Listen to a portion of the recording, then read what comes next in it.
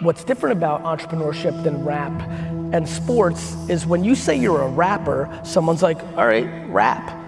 And then if you suck, everyone's like, oh, you suck, you know.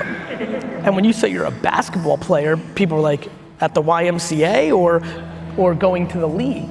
The one thing I love about entrepreneurship is it's binary. Either you're gonna win or you're gonna lose.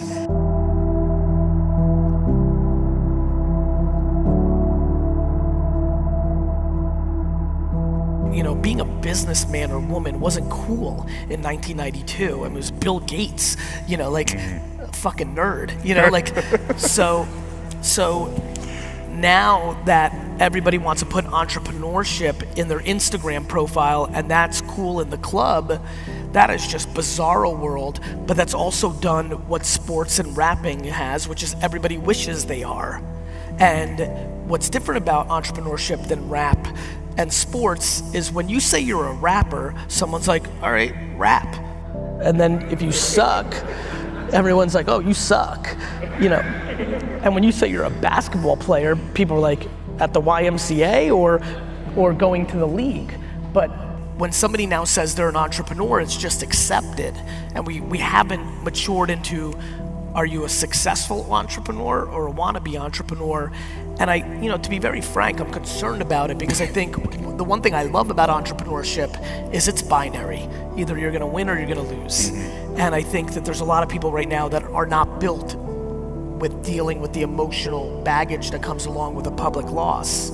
And so I spent a lot of time with young entrepreneurs around the mentality of like, when you lose, you know, are you ready to take that ridicule and what are you gonna do? The greatest reason I believe that we're living through such fake entrepreneurship right now is not only is there an enormous amount of capital in play for these 22 to 25 year olds, but they're the generation, you know, that was parented in a way that tried to eliminate losses from the ecosystem. I mean, this is the generation of 8th place trophies, right? This is, you know, my favorite thing that's going on in society right now is 45 to 60 year olds, you know, clowning on millennials and making fun of them. And I keep looking at them and I keep reminding them that you parented these kids. Everybody gets a trophy, right? Yeah, I mean, and so, you know, we've demonized to these kids losing. Yeah. I love losing. Like, micro losing especially, more than macro losing, is incredibly motivating. Yeah. You know, I mean, there's nothing more fun than losing regular season games. Right. You know, you learn from them. You know, come the playoffs, you'd like to build on that. But yeah, I mean, I think adversity is the foundation of success. Being born in the Soviet Union, living in a studio apartment with 8 family members when I was a kid, going on 1.5 vacations my entire childhood, my parents buying me nothing because they didn't have like the money nor the mindset to do that for me, is fundamentally the reason I'm successful at entrepreneurship. I'm not scared of anything, nor do I care about anybody else's judgment, which allows me to navigate very quickly, and my losses are my losses, and my wins are my wins, and they both feel the same. When I hear the accolades, or when I get razzed, I basically can't hear them. I'm just so in love with the process. And that's what getting up off the floor is. You had no choice. It's in your DNA to want to play. I'm wondering, what's the message to a company that doesn't have innovation as a core part of their business? How do they respond? By letting themselves die. But what do they do if they don't want to die? Innovate. And how do they do that? What's the secret? By looking at the leader of the company in the mirror and see if she or he is capable of innovating. Everything stems from the top. If you have a company run by somebody who right now is sitting and saying, well, I'm retiring in 18 months and I don't give a shit about innovation, you're in trouble. Or not talented enough to know how to innovate. Like, you know how many A's, number ones, hire a CMO and say, you figure it out, but they don't even know how to judge it? How are you a CEO in 2019 and don't spend 100 hours to educate yourself on how modern communication works so that you can judge it within your own organization? Gary, I didn't grow up with this stuff. You didn't grow up driving, you figured it out.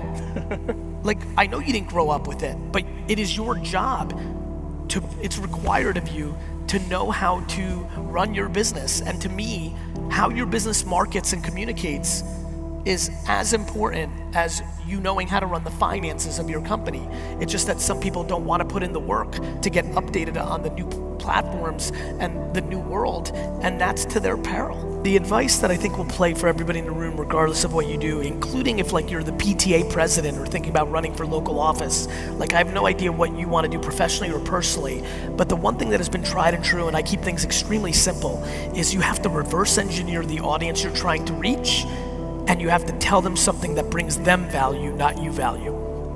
Every single person here that is empowered to do so needs to go spend the next 100 days having phone calls, having dinner, having breakfast, having drinks with every one of their customers, and they need to listen to what they care about.